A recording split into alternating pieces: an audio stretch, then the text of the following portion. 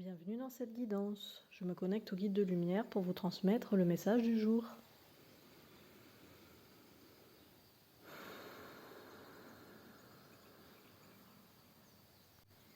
Alors, certains d'entre vous ont besoin d'informations sur la libération émotionnelle. Parce qu'apparemment, la semaine a été compliquée, lourde, pleine à la fois de rien et de rebondissements en tout genre. Ça vous a brassé émotionnellement, mais vous ne savez pas comment vous débarrasser de tout ça. Déjà, les guides vous disent que effectivement, c'est une très bonne chose de prendre conscience de ces émotions parce que même si vous ne pouvez pas les exprimer, les extérioriser, les consumer d'une certaine manière dans l'instant, à l'instant T en fait, le simple fait d'en prendre conscience, ça fait déjà une bonne partie du chemin. C'est-à-dire que vous les considérez, vous les accueillez quand vous prenez conscience de ça, même si sur le moment vous les étouffez parce que vous ne pouvez pas vous permettre d'être complètement triste à un moment ou complètement heureux dans un moment où tout le monde est triste, etc.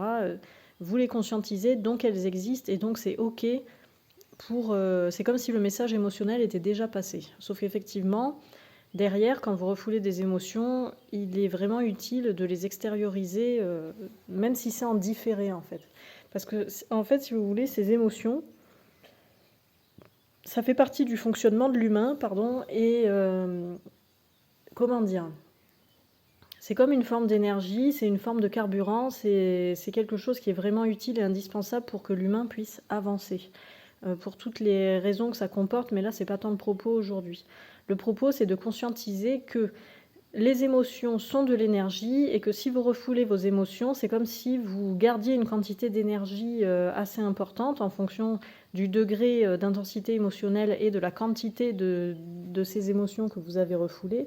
Et du coup, cette énergie, si elle n'est pas libérée d'une manière ou d'une autre, en fait, elle stagne, elle coagule d'une certaine manière à l'intérieur de vous. Et c'est ça qui peut créer des fatigues intenses, des fatigues chroniques, des blocages, à la fois dans votre progression dans la vraie vie, on va dire, entre guillemets, à la fois dans votre manière de vous développer, dans votre transmutation vibratoire et énergétique, etc. Donc l'idée dans la circulation des émotions, même si elle est différée, encore une fois, ça, ce n'est pas tant le fait de la différer qui est le problème. Alors évidemment, si vous la différez sur 10 ans, c'est sûr qu'au bout d'un moment, ça vous posera souci, hein, bien sûr, mais si vous la différez sur 2 heures ou 5 heures, par exemple, c'est OK. Ça ne va pas vous impacter négativement. Mais par contre, il s'agit après de savoir les extérioriser. Donc je vous partage dans le lien de la description, dans la description de la vidéo, pardon, j'ai pas l'habitude de dire ça, une vidéo sur les manières de respirer, et dans cette modeste vidéo tuto de respiration, il y a un exercice pour libérer les émotions. Donc c'est une respiration ventrale, une respiration abdominale, donc ça peut vous aider déjà pour libérer vos émotions.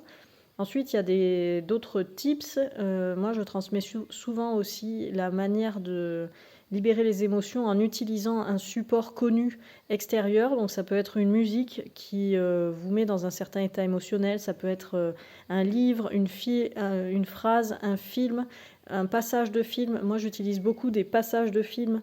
Donc il y a des films que je connais absolument par cœur, que je regarde très régulièrement en entier, mais surtout où je sais exactement quel passage va me faire pleurer, de joie, de tristesse, de désespoir, de contentement, d'euphorie, peu importe l'émotion dont j'ai besoin, mais du coup je sais à quel moment je dois cliquer, donc je me regarde juste la scène, juste le passage, et pour libérer les émotions, en fait, pour pouvoir faire sortir ça, parce que des fois quand on est hors contexte, c'est compliqué en fait de redéclencher cette libération émotionnelle. C'est ça qui est compliqué en fait. C'est pas tant de vivre l'émotion, parce que l'émotion, une fois qu'elle est là et qu'elle est vécue, c'est ok, mais c'est le contexte, c'est la manière de libérer, de relibérer cette émotion qu'on a mis de côté volontairement, savoir aller la rechercher pour la faire ressortir. Il y en a qui vont y arriver parfaitement, donc quand on est habitué à faire ça, on peut très bien rentrer chez soi, boire un verre d'eau, se laver les mains, se poser tranquille dans un endroit confortable, repenser à la scène de la journée où on a été ému, encore une fois, quelle que soit la couleur, on va dire, de cette émotion, et connecter et convoquer cette émotion pour lui dire ok, parlez-lui comme si c'était quelqu'un, quoi, lui dire ok, alors émotion de colère tout à l'heure avec mon responsable, mon chef d'équipe, je te reconnecte là, je t'ai entendu tout à l'heure, là je suis disposée à te consumer, à t'extérioriser, à te donner vie. Donc si tu veux revenir maintenant, c'est le bon moment. Et là, faire des exercices de respiration, préparer les mouchoirs, le punching ball s'il faut. Souvent, quand c'est chef d'équipe, il vaut mieux avoir un punching ball à proximité, etc. Donc, juste prendre ce temps, des fois ça marche. Et des fois, il faut des trucs extérieurs. Parce qu'en fait, dans les émotions aussi, ça sert à quoi? C'est une forme de communication entre les êtres vivants. Donc quand vous êtes avec des gens et que vous bridez vos émotions en permanence sans cesse parce que vous ne vous donnez pas le droit d'être tel que vous êtes avec vos émotions, ben, d'une certaine manière, vous vous niez en tant que vous-même dans votre être véritable. Et ça, en soi-même, ça déclenche des émotions qui sont désagréables. Enfin, c'est comme un cercle vicieux, quoi, si vous voulez. Si vous osez pas vivre des émotions avec les autres, vous n'êtes pas vous-même et du coup, vous n'êtes pas bien. Alors que les émotions sont justement une manière de communiquer avec les autres. Donc finalement, se cacher derrière un visage et une attitude stoïque et impassible quand on est avec les autres, c'est complètement absurde dans le sens où si on a des émotions, c'est aussi pour pouvoir communiquer avec ces autres, pour pouvoir partager, pour être dans le lien et dans la connexion. Alors évidemment, il ne s'agit pas d'être en plein débordement émotionnel en permanence, c'est pas du tout ça que je suis en train de vous transmettre, mais simplement de s'autoriser à être ému, quelles que soient les raisons et quelles que soient les couleurs de ces émotions, quand on est avec d'autres personnes, parce que ça sert à ça et c'est utile, et c'est souvent pour ça qu'on ressent des émotions quand on est avec les autres, c'est parce que c'est ça l'intérêt, quoi, en gros. Ça s'appelle se socialiser et échanger, en fait. Donc échanger sur les plans physiques, intellectuels, moral, loisirs, vibratoires, énergétiques et émotionnels. Du coup, ça fait partie du package d'une certaine manière. Et donc quand on est seul, quand vous rentrez chez vous, là, et que vous vous retrouvez seul avec vos émotions refoulées de la journée, bah, c'est pas évident de les sortir. Ça peut être vraiment utile d'avoir quelqu'un à qui parler, quelqu'un vers qui vous tournez pour pouvoir exprimer les choses que vous avez vécues dans la journée, pour simplement avoir une écoute attentive et avoir un contexte sécure et surtout de partage pour libérer ses émotions, en fait. Je ne sais pas si vous voyez ce que je veux dire. Moi, c'est très clair pour moi dans le ressenti, mais je ne sais pas si je vous le retranscris correctement. Évidemment, il ne s'agit pas d'appeler des amis pour se plaindre en continu sans cesse de la mauvaise chose que vous avez vécue dans la journée, par exemple, sans libérer les émotions associées. Ça n'aurait aucun intérêt. Et puis, enfin, comment dire, libérer ses émotions en partage avec les autres, c'est vraiment l'objectif, c'est de revenir dans sa vérité propre, et dans la vérité de la relation et dans la vérité de ce que vous avez vraiment vécu, en fait. C'est pas tant, comme je disais, se plaindre en continu ou se vanter de manière égotique d'une réussite que vous avez eue dans la journée, c'est pas tant ça, c'est simplement avoir conscience que partager avec l'autre vous permet de donner vie justement à ces émotions parce qu'elles sont là pour être vécues et partagées avec d'autres personnes. D'autres êtres, les animaux, les arbres, les pierres, peu importe en fait. Mais en tout cas, c'est là pour être partagé avec le vivant, parce que ça fait partie du package de communication, des outils, on va dire, de communication avec les autres. Ok. Voyez comment vous vous sentez avec ça, comment ça vous fait écho, qu'est-ce que vous ressentez justement, quelles émotions ça vous dégage de recevoir ça. Est-ce que vous avez des exemples dans votre vie qui vous viennent à l'idée, là, vous vous souvenez, où vous vous êtes empêché de vivre des émotions, ou au contraire, où ça vous a soulagé de pouvoir parler d'un sujet avec quelqu'un dans un instant T, et peu importe qui c'était, des fois c'est des personnes qu'on ne connaît pas, ou qu'on a croisé juste un instant, ou avec qui on a échangé 3 mots dans une file d'attente au supermarché, ou j'en sais rien, je dis n'importe quoi, mais et d'un coup on va se sentir ému, on ne sait pas pourquoi, mais c'est pas tant la raison sociale entre guillemets de la personne qui va vous permettre ça, c'est juste le fait d'être dans un contexte de partage avec quelqu'un de vivant qui vous prête une oreille attentive et bienveillante. Ok ? Vous voyez comment ça résonne pour vous et comment du coup vous pouvez, si vous vous sentez seul, parce que je sais que sur cette chaîne il y a des abonnés qui se sentent vraiment seuls au quotidien et dans la vraie vie et tout ça, et encore une fois je revois, à chaque fois que je parle de ça, je vois les guides qui envoient des paillettes d'amour sur vous en mode on sait et courage, et ça va changer, vous n'allez pas être seul toute votre vie, donc vraiment accrochez-vous à votre cœur, là, à vos valeurs, à ce qui est important pour vous, et ça va déclencher des rencontres par la suite. Il n'y a pas de temporalité, bien sûr, mais en tout cas, il faut s'accrocher à ça, apparemment. Et du coup, oui, pour les personnes qui sont seules, voyez avec qui ou comment vous pouvez vous connecter pour avoir ces ces espaces de libération émotionnelle dans la vérité et dans la bienveillance, c'est-à-dire pas en tant que se plaindre ou se vanter égotiquement, mais juste partager une expérience et laisser monter et s'exprimer les émotions qui sont associées à ça, qui se libéreront beaucoup plus facilement si vous êtes dans le partage avec un être vivant que si vous êtes seul, quand bien même vous êtes en train de faire des respirations de libération émotionnelle depuis une demi-heure. Voilà. Vous voyez comment ça peut faire ça? Moi, c'est vrai que ça... Je partage des moments comme ça avec mes animaux, bon aussi parce que j'entends mes animaux comme j'entendrais un humain, enfin je parle avec eux comme je parle avec les humains.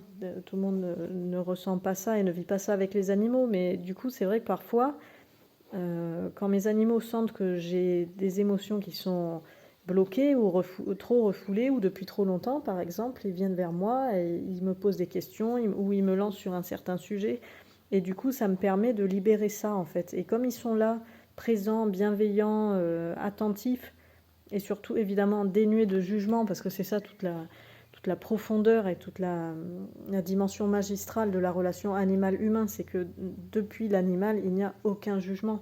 Les animaux ne jugent pas négativement, ils ne jugent pas positivement non plus, mais du coup, ils sont juste là, dans l'instant présent et avec nous, et on peut leur parler de tout et n'importe quoi, et c'est parfaitement OK. Donc, si vous vous sentez seul, même si vous n'avez pas d'animal domestique avec vous, je sais pas, allez vous promener, arrêtez-vous devant un pré où il y a des vaches par exemple, ou des chevaux, ou n'importe quoi, des brebis, ou que sais-je encore, ou même s'il y a un oiseau qui vient se poser sur le rebord de votre fenêtre par exemple, et parlez-lui, même si vous trouvez ça absurde, de toute façon, qu'est-ce que vous en foutez? Vous êtes seul chez vous, donc personne vous voit, personne vous juge, et c'est pas l'animal qui va vous juger en plus.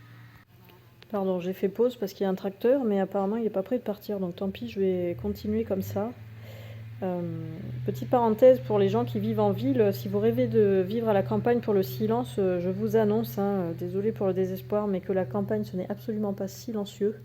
Alors ce sont des bruits différents, mais ce n'est absolument pas silencieux, surtout au printemps là où il y a toutes les tondeuses et débroussailleuses et tronçonneuses et compagnie et tracteurs qui circulent en permanence. Et il y a aussi beaucoup d'oiseaux et d'animaux qui chantent à toute heure du jour et de la nuit. Bon bref, voilà, c'était pour la parenthèse. Si vous idéalisez la campagne comme une zone de silence absolu, non, non, non. Voilà, je me permets de casser vos illusions. Comme ça, si votre rêve est très loin comme ça devant vous, ben, vous pourrez vous dire que vous avez encore le temps d'y arriver. Du coup, je ne sais plus du tout de quoi j'étais en train de parler, donc je redemande. Encore une guidance parfaitement professionnelle, n'est-ce pas? Voilà. Bonsoir, bienvenue aux nouveaux abonnés. Vous êtes quelques-uns encore à rejoindre la chaîne depuis le début de la semaine, donc bienvenue à vous. Je demande s'il y a d'autres suites et je reçois que c'est déjà pas mal pour aujourd'hui, la guidance du vendredi, donc c'est le week-end. Voyez si vous avez envie de vous socialiser ou pas, voyez comment vous gérez vos émotions.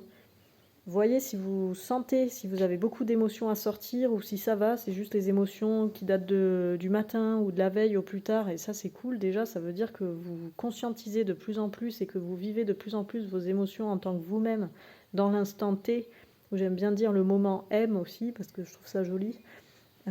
Et ça, c'est cool, vraiment. Il y en a parmi vous là qui appliquent vraiment ce que les guides transmettent, ou en tout cas qui font tout ce qu'ils peuvent pour l'appliquer, pour l'expérimenter, pour le tester. Et vraiment, l'univers est ravi de ça, parce que le monde bouge, le monde change, et c'est aussi par soi-même qu'on fait bouger le monde. Donc, ouais, il y a une vague là comme ça de fierté, de gratitude de la part du cosmos là, pour tous les gens qui mettent des choses en place pour évoluer, pour se sentir mieux et puis pour faire en sorte qu'on vive chaque jour dans un monde meilleur, parce qu'effectivement si on attend après les autres qu'ils soient meilleurs, ça ne marche pas.